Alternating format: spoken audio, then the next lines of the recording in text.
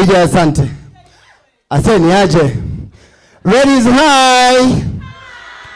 Kama wewe ni mdada jipigie makofi mara 3. Alafu sema mimi ni mhaini. Katika Biblia tuliona kuna maandishi matakatifu. Kama ni msomaji mzuri wa Biblia nadhani ulisoma. Walisema hivi, Yusufu na Mariamu walikuwa ni mke na mme. Na tukumbuke Mariamu alikuwa ni bikira. Walipokea maneno kutoka kwa malaika. Akaja akasema, Yusufu, mke wako Mariamu atapata mimba kwa uwezo wa Roho Mtakatifu. Sasa nikafikiria, hivyo ndani nakuja mimi kama mchungaji. Nakwambia ndugu yangu Jafet, mke wako atapata mimba kwa uwezo wa Roho Mtakatifu.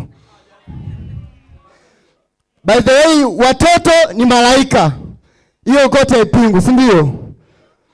Sasa malaika walikuwaga zamani. Unaweza kumwacha malaika kitandani, unarudi na mkuta malaika yupo kitandani. Lakini wao malaika wa sasa hivi, malaika ulimwacha amelala, unarudi ameingia kwenye unga. Ulimwacha malaika amelala, ukaacha iPhone yako, iPhone 17 umenunua umeichaji pale. Unarudi na mkuta malaika yupo nje anakula pipi. Unamuuliza, mwanangu, pipi iko wapi? Simu yangu niweka pale, chaja iko wapi? Kana kujibu, baba, nilikuwa nimeweka pale. Sasa nilipokuwa naangalia, akaja uncle amenipa pipi, nimempa iPhone. Najua wengi huwa wanajua ile situation ya watu kutoana out leo kuna wengine hapa wametolewa out. Lakini kuna hii situation moja, wadada wao mnatuuzi. Yaani umemtoa mtu out. Unamwambia baby unakuja? Anakuambia yes baby nakuja. Unamuuliza haya uko wapi sasa hivi? Nipo njiani. Unamuuliza mara ya pili tena baby uko wapi? Tupo hapa getini. Na nani? Wewe na nani? Baadaye nimefika jana Iringa. Watu wa Iringa mpo romantic sana. Wadada wa Iringa wote mpongezwe. Mpo romantic sana.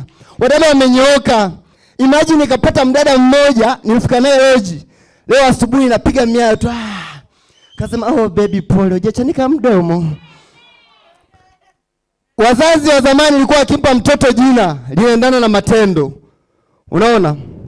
Lakini nashukuru tu umndani tumeona watu wengi waliobarikiwa. Mzazi anampa mtoto jina Baraka. Mtoto kweli anakuwa amebarikiwa. Umndani tunaona tajiri mkubwa amebarikiwa. Na yeye akawabariki wengine. Hizo ni baraka. Sasa nikafikiria bosi akanibariki na mimi kwenye hizi baraka. Tukabarikiwa. Kama atataka kuja Iringa, iwe kila siku mpaka miaka itapotea, nitalipa nauli. Kuanzia nauli ya kwenda, kurudi, aende, arudi, aende, arudi. Nitagaramia mimi. Lakini pia apitie kesho dukani ya Ukoti.